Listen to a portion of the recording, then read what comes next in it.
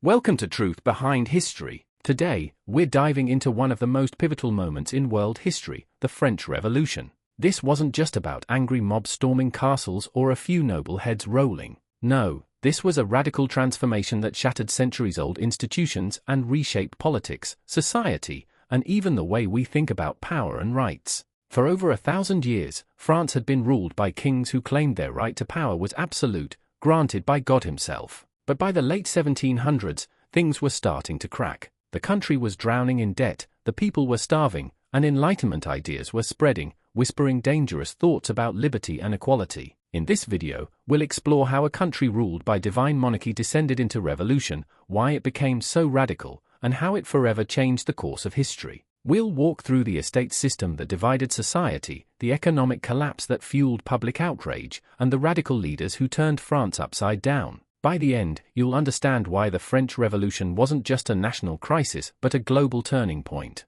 So, buckle up, this is history at its most dramatic. Now, let's start with the social structure of France before the Revolution, the estate system. Before the storm of revolution hit, French society was locked into a rigid structure called the estate system. This was essentially a class system that divided the population into three distinct groups, and trust me, it was wildly unbalanced. First, we had the first estate, the clergy. These were the high-ranking church officials who not only held immense power, but also controlled vast amounts of land. The Catholic Church owned about 10% of all land in France, yet they didn't pay taxes like the common people. Instead, they collected tithes, essentially a religious tax, from the peasants. They were supposed to provide spiritual guidance and social services, but many of them lived like aristocrats. Then, there was the second estate, the nobility. This included everyone from dukes and barons to the fabulously wealthy landowners who had special privileges. They controlled around 25% of the land, but, like the clergy, were exempt from paying most taxes. Many of them spent their days at the luxurious Palace of Versailles, far removed from the struggles of everyday French citizens. The nobles weren't just privileged, they were untouchable, holding government positions simply because of their birthright. And finally, we have the third estate, everyone else. This wasn't just peasants, it included merchants, artisans, and even wealthy professionals like lawyers and doctors. But despite making up a staggering 98% of the population, they had virtually no political power. They carried the heaviest tax burden, including feudal dues, church tithes, and direct taxes to the crown. While the nobility and clergy lived in luxury, the third estate was drowning in financial hardship. This system wasn't just unfair, it was unsustainable, and as we'll see, it was only a matter of time before the frustration boiled over into full-scale revolt. Now, let's take a closer look at the economic crisis that helped push the revolution into motion. The French Revolution didn't just appear out of nowhere. It was fueled by a massive economic crisis that had been building for decades. Imagine running a country like a reckless spender maxing out credit cards with no plan to pay them off. That was France in the 1700s. First, there was the mounting national debt. France had just spent a fortune fighting wars, including the American Revolution, which, ironically, was about overthrowing a monarchy. King Louis XVI thought helping the Americans would weaken Britain, but all it really did was empty France's treasury. On top of that, royal spending was completely out of control. Lavish parties, extravagant palaces, Versailles alone was a symbol of obscene wealth. Queen Marie Antoinette, in particular, became a lightning rod for public anger with her extravagant lifestyle. Then, we had the unfair tax system. While the government desperately needed money, the people who could actually afford to pay taxes, the nobility and clergy, were largely exempt. Instead, the burden fell squarely on the third estate, who were already struggling to afford basic necessities. The taille, the gabelle, these were just some of the many taxes that crushed commoners while the rich got a free pass. And when attempts were made to fix this mess, failed reforms, some government ministers, like Jacques Necker and Charles Alexandre de Calonne, tried to introduce financial changes, but the nobility blocked every effort. They refused to give up their tax-exempt status, leaving the government with no real solutions. So, France was in a financial death spiral, bankrupt, overtaxed, and rapidly approaching a breaking point. And as we'll see next, the ideas of the Enlightenment were adding fuel to the fire, giving people revolutionary new ways to think about government and power. While France's economy was collapsing, new ideas were taking hold, ideas that challenged the very foundations of monarchy and aristocracy. This was the Enlightenment, a movement that emphasized reason, individual rights, and government by the people. One of the most influential thinkers was Jean-Jacques Rousseau, who introduced the idea of the social contract. He argued that governments should exist to serve the will of the people, not the other way around. If a ruler was unjust, the people had the right to replace them. Dangerous words in a kingdom ruled by absolute monarchy. Then, there was Voltaire, famous for his sharp wit and relentless criticism of religious intolerance and absolute monarchy. He was a champion of free speech and civil liberties, believing that power should be questioned, not blindly obeyed. He wasn't against monarchy entirely, but he despised corruption and oppression, making him a hero among revolutionaries. And finally, we have Montesquieu, the mastermind behind the concept of separation of powers. He believed that no single person should have absolute control, government should be divided into branches to prevent tyranny. His ideas directly influenced modern democracy and were a key inspiration for the revolution. These philosophies weren't just theoretical, they were empowering. They told the oppressed people of France that they had the right to challenge their rulers, that monarchy wasn't sacred, and that a new form of government was possible. With financial collapse and revolutionary ideas in the air, all that was needed was a spark. And that spark came in the form of a meeting, the Estates General of 1789.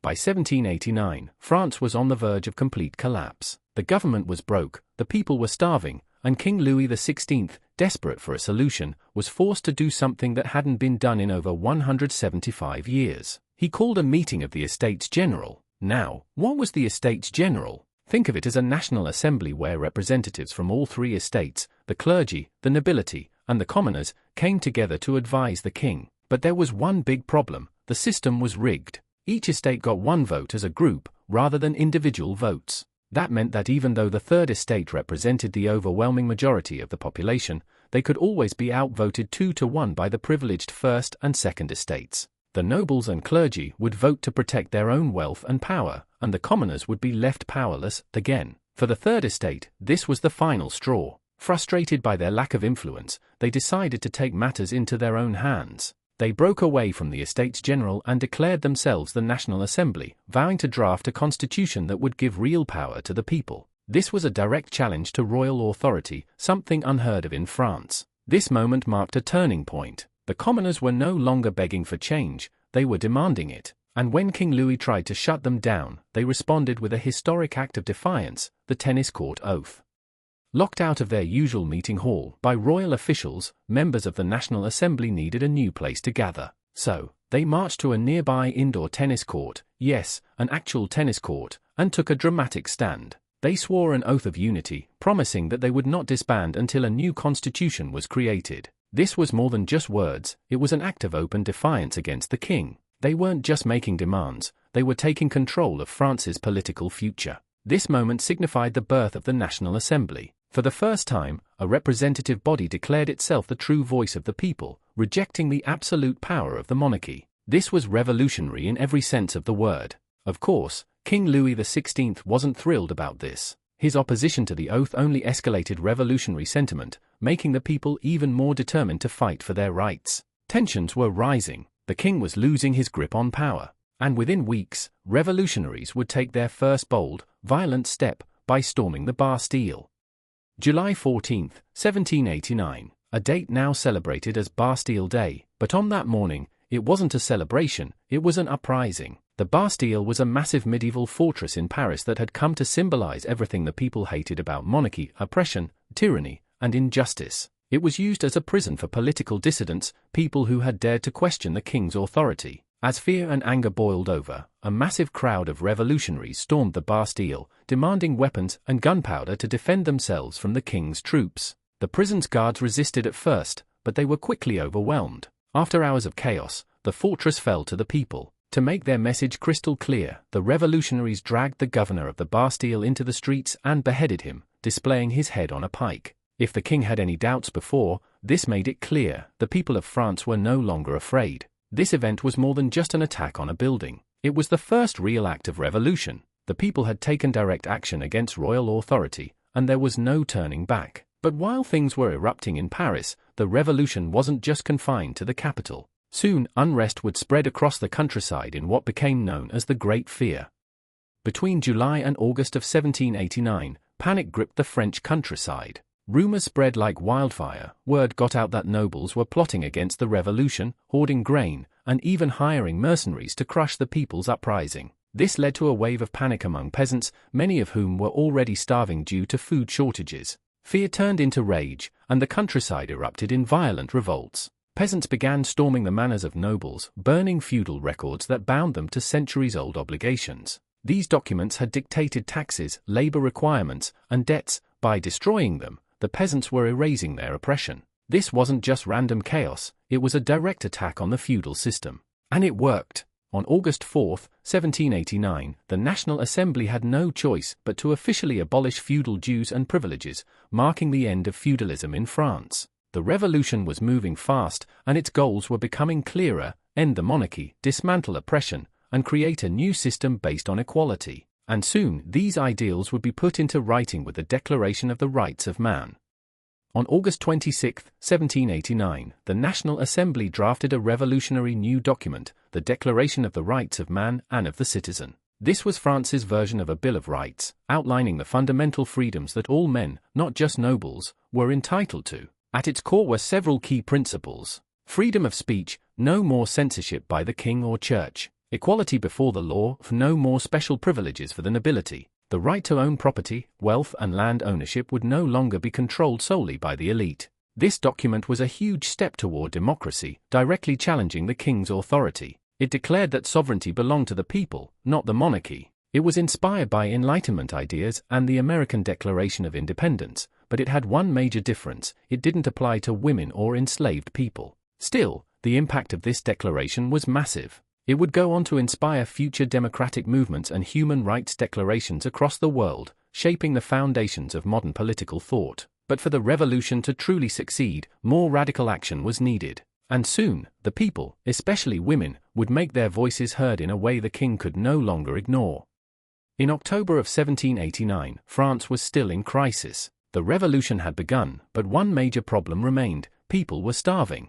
Bread shortages were severe, and food prices were soaring beyond what common people could afford. This was personal, especially for women, who were responsible for feeding their families. And they had had enough. On October 5, thousands of women marched from Paris to the Palace of Versailles, demanding bread and an audience with the king. They were armed with whatever they could find: knives, pitchforks, and muskets, and they were determined to make their voices heard. They stormed the palace, forcing their way inside and even confronting Marie Antoinette in her chambers. Their demand was clear: King Louis XVI must return to Paris, where he could no longer ignore the suffering of his people. This was a major shift in power. By bringing the royal family to Paris, the revolutionaries ensured that the monarchy was now under the watchful eye of the people. Perhaps even more importantly, this march highlighted the critical role women played in the revolution. This wasn't just about men debating politics; women were active participants in shaping history. But despite these victories, France was still a monarchy.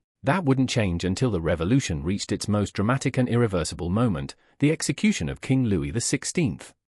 By January 21, 1793, the unthinkable had happened. The absolute monarchy of France was no more. King Louis XVI, once seen as God's chosen ruler, was now a convicted traitor, standing on a wooden platform before a massive, silent crowd. His downfall had been a long time coming. After being forced to return to Paris in 1789, he played along with the revolution, at least on the surface. But behind the scenes, he and Queen Marie Antoinette plotted to escape and reclaim absolute power. In June of 1791, the royal family attempted to flee France in what became known as the Flight to Varennes. Dressed in disguise, they almost made it to safety, but at the last moment, they were recognized, captured, and dragged back to Paris. From that moment on, Louis was no longer a king; he was a prisoner of the revolution. By 1792, France had officially abolished the monarchy, declaring itself a republic. And a republic could not have a king. Louis was put on trial for treason, accused of conspiring with foreign monarchs to crush the revolution.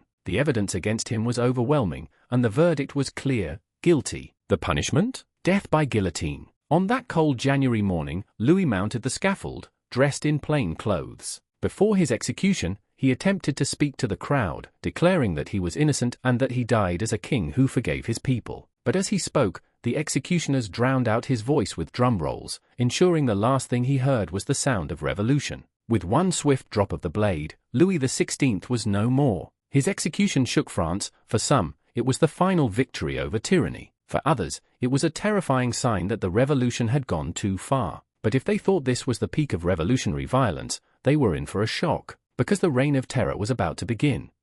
If the early revolution was about liberty, the next phase was about purging enemies at any cost. With King Louis gone, France wasn't stable, it was in chaos. War with Europe, economic struggles, and internal power struggles led to an era of extreme paranoia. The solution? Eliminate all threats to the revolution. Enter Maximilien Robespierre, the radical Jacobin leader who became the face of the Reign of Terror. He saw himself as the defender of the Republic, believing that violence was necessary to secure the revolution's ideals. The guillotine became the symbol of this era, as thousands of people were executed without fair trials. Among them, Queen Marie Antoinette, who followed her husband to the guillotine in October of 1793. The once glamorous queen, infamous for her rumored remark, "Let them eat cake," was now just another victim of the revolution she once ruled over. But it didn't stop there. Anyone suspected of being against the revolution was at risk. Nobles, priests, former revolutionaries, and even ordinary citizens were arrested and executed in public spectacles.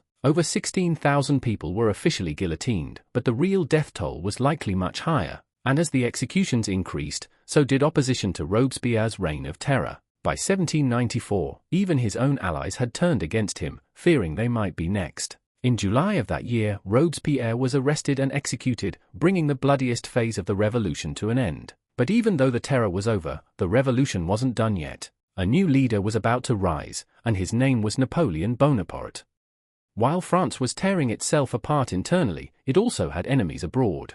Other European monarchies watched the revolution in horror, fearing that the ideas of liberty and rebellion might spread to their own kingdoms. So, they took action. Coalition wars broke out, with monarchies like Austria, Prussia, Britain, and Spain joining forces to crush revolutionary France. At first, it looked like France would be defeated. The country was divided, its army was weakened, and it was fighting some of the most powerful nations in Europe. But something surprising happened. France fought back, and it won. This was due in part to the rise of nationalism. Unlike traditional monarchies, where soldiers fought for their king, French citizens fought for their republic, their ideals, and their freedom. Mass conscription was introduced, mobilizing huge armies that overwhelmed their enemies. And leading these forces? A young, ambitious general named Napoleon Bonaparte, a man who would soon take France in an entirely new direction. But before he could rise, there was still one last piece of unfinished business: the downfall of the revolution's most radical leader, Robespierre.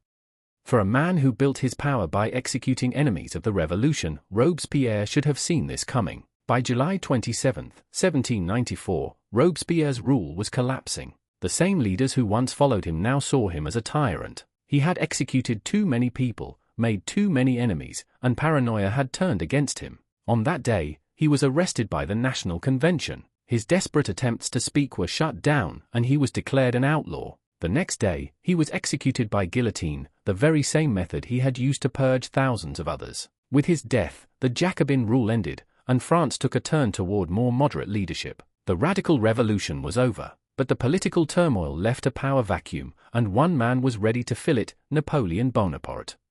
By 1799, the French Revolution was ending. But rather than a stable republic, France was about to be ruled by one of the most famous military leaders in history, Napoleon Bonaparte. His rise began with the coup of 18 Brumaire, where he seized power and dissolved the existing government. He didn't call himself a king, at least, not yet. Instead, he became First Consul, a title that gave him supreme authority under the guise of a republic. But make no mistake, Napoleon was a dictator in all but name. By 1804, Napoleon took things further. He crowned himself Emperor of France, signaling that the revolutionary dream of a republic had given way to a new kind of rule, one centered around his military genius and personal ambition. The French Revolution was officially over, but its impact would last far beyond Napoleon's reign.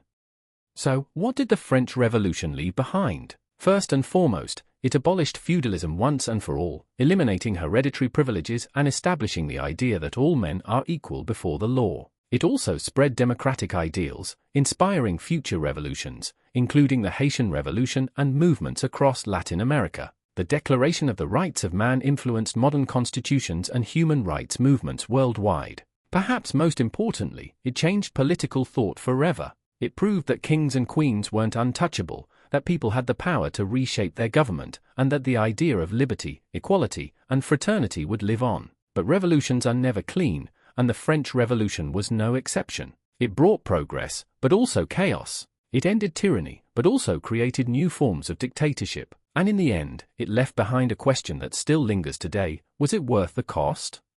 The French Revolution dismantled monarchy, shattered social hierarchies, and redefined political power. But history isn't just about what happened, it's about how it shapes our world today. If you enjoyed this deep dive into the French Revolution, make sure to like, comment, and subscribe to Truth Behind History. Let us know what historical topic you want us to cover next. And if you love learning about history, check out our other videos. Thanks for watching, and we'll see you in the next one.